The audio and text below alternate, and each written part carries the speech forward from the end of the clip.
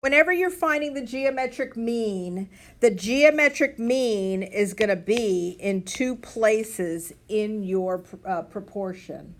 And they're going to be kitty corner from each other. Some people say catty corner. I say kitty corner. So they're going to be kitty corner from each other. So I'm looking for the geometric mean. I'm going to put an X here and an X here.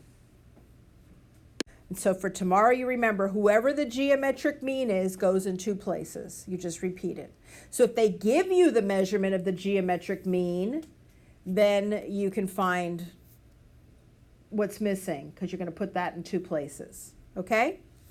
All right. So I'm going to do the geometric mean between 6 and 8. What is the geometric mean between 6 and 8?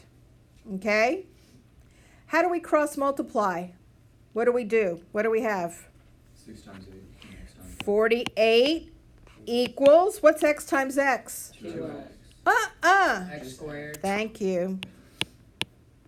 So how do I leave the x alone?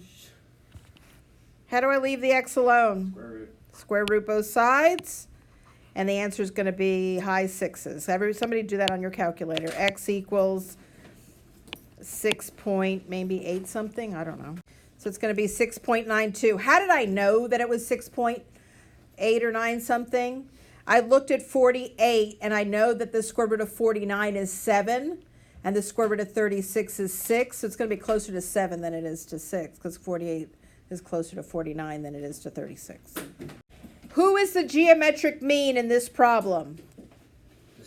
16, because it tells you they're giving you the geometric mean. You need to find one of the other numbers. So when I do this, remember I said to put the geometric mean in two places? So I'm going to put it here and here. And I'm going to put the 8. And what am I going to put over on the other one? X, because that's what we're looking for. Oh. So we have 8x equals, I think, 256. And x should be 32. Somebody check that for me. 256.